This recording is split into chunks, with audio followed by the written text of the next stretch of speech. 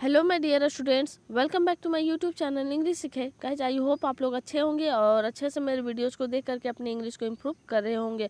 So guys आज मैं फिर से आप लोग के लिए एक नए वीडियो के साथ आई हूँ जिसमें मैं आपको डेली यूज सेंटेंसेस का ही प्रैक्टिस करवाऊंगी और ये बहुत ही ईजी वे में है। मुझे हमेशा यही ट्राई रहता है मेरा कि आप लोग के लिए मैं ईजी से ईजी वे में इंग्लिश का वीडियो लेकर आऊँ जिससे आप अपने इंग्लिश को और भी ज़्यादा इम्प्रूव कर सकते हैं।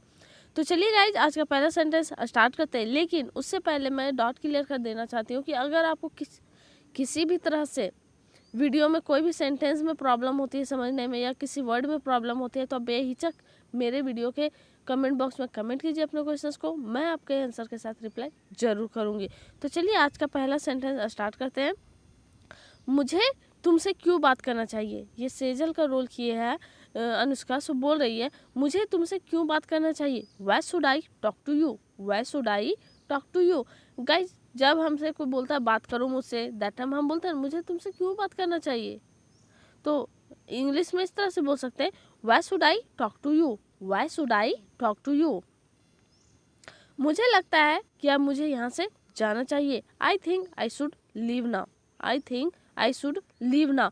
गाइज इस सेंटेंस को यहाँ पे हम लोग एक और तरीके से बना सकते हैं, जैसे कि I think I should go now, I think I should go now भी बोल सकते हैं। गो या फिर लीव, लीव कहने का मतलब यहाँ छोड़ना होता है ना, LEAVE। और एक और कंफ्यूजिंग वर्ड होता है LIVE, तो वो मतलब होता है रहना, ठीक है। तो ये लीव का मतलब होता है छोड़ना, यानी कि इस जगह को छोड़ना चाहिए, मुझे यहाँ से जाना चाहिए। दोनों का मतलब एक ही निकलता है। और शुड का यूज़ तो आपको पता ही होगा, जहाँ पे हम लोग को कोई काम करना चाहिए या सजेस्ट करने के लिए, सलाह देने के लिए हम लोग एक काम करते हैं, इस शुड का यूज करते हैं। तो बोल रही है मुझे लगता है कि अब मुझे यहाँ से जाना चाहिए। I think I should leave now. रुको एक बार फिर से सोच लो। इसका दोस्त है सो बोल रहा है रुको एक बार फिर से सोच लो। Wait think again, wait think again. जैसे बोलते हैं रुको एक बार फिर से सोच लो, वेट थिंक अगेन। ऐसा नहीं करो कि जल्दबाजी में कोई नुकसान हो जाए। बोल रहा है हैरी कि ऐसा नहीं करो कि जल्दबाजी में कोई नुकसान हो जाए। Don't do it in such a Hari, don't do in such a Hari, don't do it in such a Hari. Guys यहाँ पे हैरी और हरी में अंतर है, ठीक है। तो HARRY मतलब हैरी होता है, वो नाम है। HURRY मतलब होता है हरी, वो जल्दबाजी होता है। That there may be any loss, there may be any loss, ठीक है। तो ये बोल रहा है यहाँ प्रेजेंट इंडेफिनिट टेंस में ही स्ट्रक्चर बेस्ड है गाइज, कि ऐसा नहीं करो कि जल्दबाजी में कोई नुकसान हो जाए। Don't do it in such a hurry that there may be any loss, don't do it in such a hurry that there may be any loss. इसलिए रुको और मेरी बातों को ध्यानपूर्वक सुनो। उसकी फ्रेंड है सो बोल रही है इसलिए रुको और मेरी बातों को ध्यानपूर्वक सुनो। So wait and listen my words carefully, so wait and listen my words carefully. इसलिए रुको और मेरी बातों को ध्यानपूर्वक सुनो। यहाँ पे भी सिंपल टेंस का ही यूज किया गया है गाइज, ठीक है। तो यहाँ पे बोला सो वेट, सो वेट मतलब इसलिए रुको, and listen my words carefully. और गाइज आप लोगों ने जरूर सुना होगा हियर और लिसन दोनों का मतलब सुनना होता है, लेकिन दोनों में डिफरेंस होता है गाइज। और दोनों में जो यूज करने का टाइमिंग होता है, सिचुएशन होता है, तो वो अलग अलग होता है। आज कहाँ पे हियर का यूज करते हैं, कहाँ पे लिसन का यूज करते हैं, वो आप लोग मेरे वीडियो के प्लेलिस्ट में जा कर के देख सकते हैं। वीडियो वहाँ पे मैं बना करके आप लोगों के लिए रखी हूँ, तो आप लोग जाके देखिए कि हियर और लिसन में फ़र्क क्या होता है। सो गाइज आज का थोड़ा सा वॉइस मेरा ख़राब है क्योंकि तबीयत ख़राब हो जाने के कारण मैं कल वीडियो भी नहीं बना पाई थी और आज भी वैसा ही कंडीशन में बना रही हूँ। तो अगर वर्ड सुनने में कहीं प्रॉब्लम होगी या फिर समझने में, तो फिर से आप रिपीट करके थोड़ा सा पीछे जा करके आप लोग देख सकते हैं वीडियो को। तुम्हें भी मेरे सवालों का जवाब देना पड़ेगा। ये बोल रही है सेजल, तुम्हें भी मेरे सवालों का जवाब देना पड़ेगा। You will also have to answer my questions, you will also have to answer my questions. पहला यहाँ पे हम लोग आते हैं कि पड़ेगा। यहाँ पे दो तरह से दिख रहा है। लास्ट में जब किसी भी सेंटेंस के ग गे गी होता है तो वहाँ पे हम लोग विल का यूज करते हैं, यानी फ्यूचर इंडेफिनिट टेंस का, ठीक है। लेकिन पड़ेगा पढ़ेगा एक तरह से मजबूरी को शो कर रहा है। मजबूरी यहाँ पे जब भी हम लोग हैव टू का यूज करते हैं तो ऐसा नहीं होता कि किसी द्वारा हम लोग को प्रेशर दिया जा रहा है, मजबूर किया जा रहा है काम करने का। लेकिन कभी कभी ऐसा भी होता है कि हम लोग खुद से वो काम करना चाहते हैं और वो काम हम लोग को करना कंपलसरी होता है, मजबूरी होता है, मतलब बहुत ही ज़्यादा ज़रूरी होता है। सो बोल रही है you will also have to answer my questions. तुमने हैरी को इतने सारे पैसे क्यों दिए? ये अपने दोस्त को सेजल पूछ रही है, तुमने हैरी को इतने सारे पैसे क्यों दिए? Why did you give so much money to Harry? Why did you give so much money to Harry? तुमने पैसे हैरी को इतने सारे पैसे क्यों दिए? लास्ट में दिए हैं तो या है ये है तो गई गई गए, ऐसा होता है ना हिंदी में। तो वहाँ पे हम लोग क्या करते हैं, पास्ट इंडेफिनिट टेंस का यूज करते हैं। यहाँ पे भी सेम वही चीज़ यूज किया गया। हेल्पिंग वर्ब डिड का यूज किया गया और भी1 का यूज किया गया। भी1 का इसलिए यूज किया गया क्योंकि यहाँ पे हम लोग क्वेश्चंस पूछ रहे हैं, ठीक है, क्वेश्चन कर रहे हैं। तो why did you give so much money to Harry? क्योंकि वह परेशान था और उसे पैसों की जरूरत थी। इसकी दोस्त है सो बोल रही है क्योंकि वह परेशान था, कौन, हैरी, और उसे पैसों की जरूरत थी। Because he was upset and needed money. जरूरत थी मतलब पास्ट, तो इसलिए यहाँ पे नीड की जगह नीडेड किया गया है, ठीक है। तो यहाँ पे गाइज एक और बात नोट करने वाली है कि एंड के बाद कोई सब्जेक्ट का यूज नहीं किया गया है, ठीक है। क्यों नहीं किया गया? क्योंकि हमको पता है कि फर्स्ट सेंटेंस में जो है वो सब्जेक्ट की बात कर रहे हैं, इसलिए यहाँ पे ही यानी कि कोई सब्जेक्ट की बात नहीं की जा रही है। बिकॉज ही वॉज अपसेट, वह उदास था। हम बताए हैं ना कि जब किसी के कंडीशन के बारे में बताते हैं, नो एक्शन नो टेंस एक है जिसमें हम लोग किसी के कंडीशन के बारे में बताते हैं या फिर किसी के प्रोफेशन के बारे में बताते हैं। प्रेजेंट में अगर हम लोग को बताना तो EJMR का यूज करते हैं। लेकिन वही चीज़ अगर हमको पास्ट में बताना हो, जैसे कि आप रिटायर हो गए और आप एक टीचर थे, तो आप बोलिएगा ना मैं एक शिक्षक था, आई वाज अ टीचर। लेकिन अभी रिटायरमेंट आपका नहीं हुआ है, लेकिन प्रेजेंट टाइम में आप बोलिएगा ना कि मैं एक शिक्षक हूँ, आई एम अ टीचर, तो वहाँ पे कोई भी टेंस का मतलब कोई भी वर्ब का तो यूज नहीं किया गया है। तो वहाँ पे हम लोग इसी तरह नो एक्शन नो टेंस का यूज होता है। वहाँ पे हम लोग किसी भी चीज़ का सिचुएशन के बारे में बताते हैं। तो ये बता रही है he was upset and needed money. Needed money यानी वहाँ पे ज़रूरत थी, ये वर्ब का यूज किया गया है, ठीक है। क्या मैंने तुमसे ज़बरदस्ती पैसे मांगे थे? जो हैरी है वो बोल रहा है अपने दोस्त को, क्या मैंने तुमसे या फिर तुम्हें ज़बरदस्ती पैसे मांगे थे? Did I forcefully ask you for money? Did I forcefully का मतलब होता है पूरा मतलब दबाव के साथ, मुझे पैसा चाहिए चाहिए चाहिए, ऐसा करते हैं ना, जिद्दी मचा देना।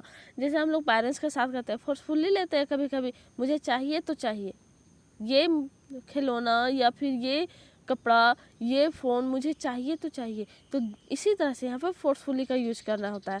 तो did I forcefully ask you for money. Ask का मतलब पूछना होता है, ये ठीक है, लेकिन कुछ मांगते हैं अगर कुछ चीज़, जैसे बोलते हैं I am asking a pen from you, for I am asking a pen, simply आप लोग बोलिए I am asking you a pen, मैं तुमसे एक पेन मांग रहा हूँ। तो यहाँ पे मैं तुमसे एक पेन पूछ रहा हूँ, ऐसा नहीं। एक वर्ड अनेक यूज, एक वर्ड को मल्टी यूज में किया जाता है, जैसे गेट का भी बहुत जगह यूज किया जाता है। वैसा ही यहाँ पे आस्क का मतलब कुछ पूछना होता है, लेकिन कुछ मांगना भी होता है।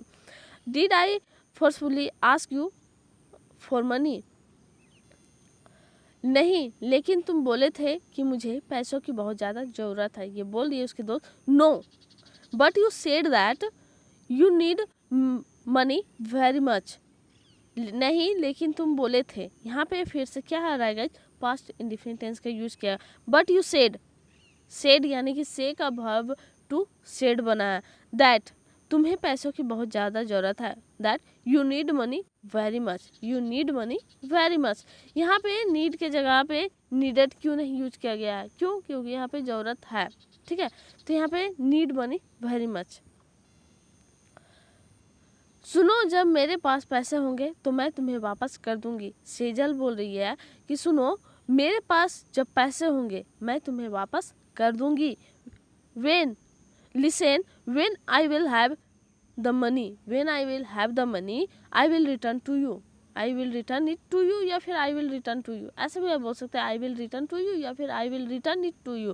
तो यहाँ पे गाइज एक और नोट करने वाली बात है, यहाँ पे फिर से क्या आया है, फ्यूचर इंडेफिनिट टेंस का यूज हुआ है, इसलिए यहाँ पे बोला जा रहा है सुनो, when I will have the money. Have यहाँ पे हैव एज एन एक्शन के यूज में आप लोग पढ़े होंगे कभी कि हैव एज एक्शन, टेक के जगह हैव का यूज कर सकते हैं, वो अलग होता है। लेकिन यहाँ पे एक और हैव का यूज किया गया, हैव एक प्रेजेंट परफेक्ट टेंस में यूज करते हैं, वो अलग होता है, वो टेंस के रूप में हम लोग यूज करते हैं। लेकिन एक और हैव यूज करते हैं जब हमारे पास कुछ चीज़ हो उसके बारे में बताने के लिए कि मेरे पास ये चीज़ है, ठीक है, तो ये चीज़ आप लोग बता सकते हैं कि हैव का यूज वहाँ पे किया जाता है।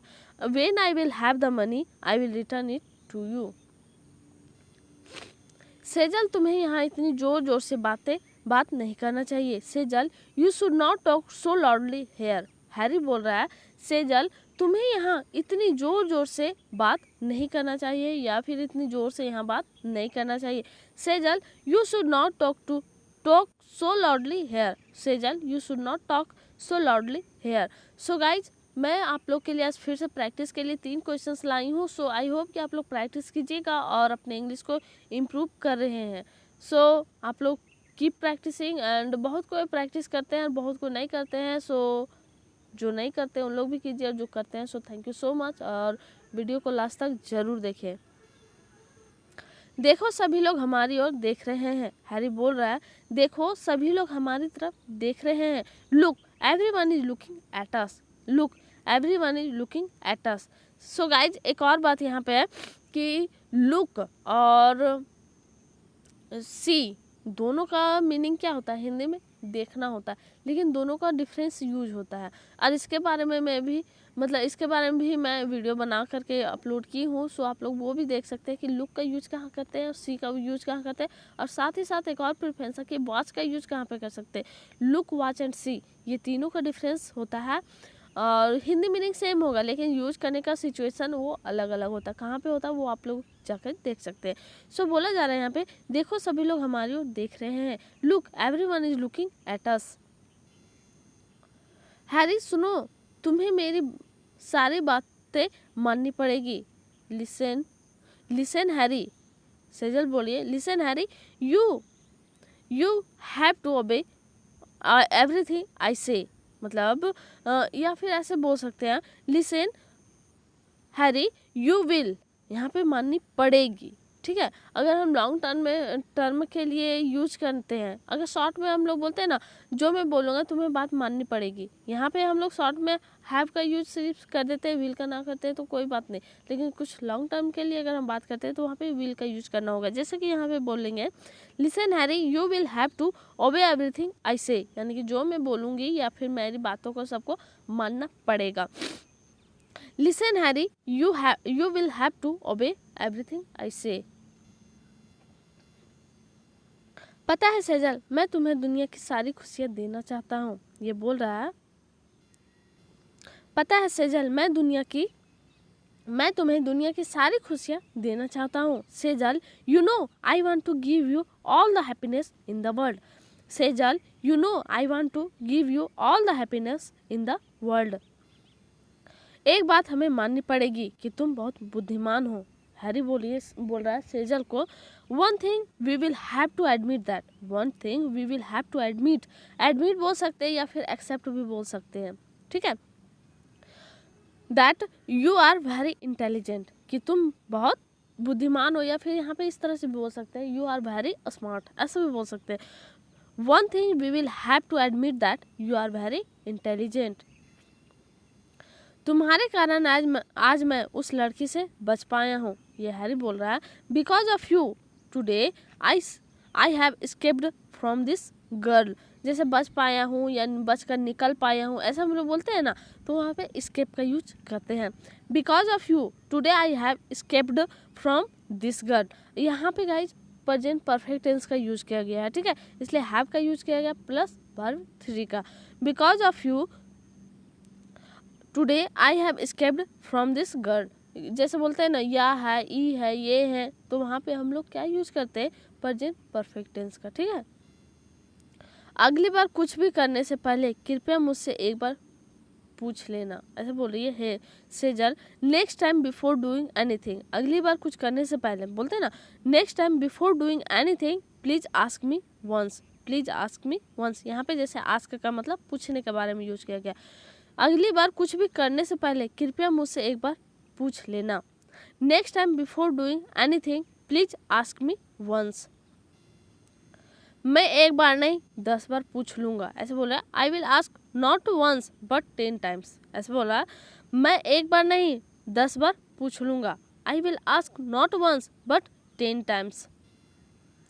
अब बातें बंद करो और काम शुरू करो, हैरी बोल रहा है अब बातें बंद करो और काम शुरू करो। Now stop talking and start working, now stop talking and start working. So guys आप लोग वीडियो को कंटिन्यू देखते रहिए और जो भी मैं सेंटेंसेस दी उसको आप प्रैक्टिस कीजिए। और जब भी वीडियो नहीं आता गाइज, अभी तबीयत ख़राब हो जाने के कारण कभी कभी डाउन हो जा रहा है, मतलब बहुत ज़्यादा, तो इसलिए मैं वीडियो नहीं प्रोवाइड कर पा रही हूँ। तो आप लोग प्लीज़ रिक्वेस्ट आप लोग से कि प्रीवियस वीडियो जो है उसी से आप लोग कंटिन्यू अपना प्रैक्टिस करते रहिए। तो चलिए आज का प्रैक्टिस सेशन जो स्टार्ट मतलब 3 क्वेश्चन है वो है, पहला मुझे जानवर और पेड़ पौधे बहुत ही ज़्यादा पसंद है, ठीक है। तो दूसरा है हम सबको एक दूसरे के साथ मिलजुल कर रहना चाहिए। तीसरा है सच्चा दोस्त वही है जो बुरे वक्त में साथ दे। सो गाइज आई होप कि आप लोग प्रैक्टिस कीजिएगा और जो कल का यानी कि पिछले वीडियो का जो क्वेश्चन था वो आप लोग मैच कर लीजिए। पहला था अपना काम खुद करना सीखो, learn to do your work, learn to do your own work. दूसरा है तुम्हें किसी का अपमान नहीं करना चाहिए, you should not insult anyone. तीसरा है किसी की कमजोरी का फायदा नहीं उठाना चाहिए, one should not take advantage of someone's weakness. So guys बहुत को आप लोग कमेंट किए थे, थैंक यू सो मच। और वीडियो अगर पसंद आए तो लाइक एंड सब्सक्राइब करना ना भूलें। And thanks for watching my video and giving your precious time and thanks again from English सीखे, थैंक यू।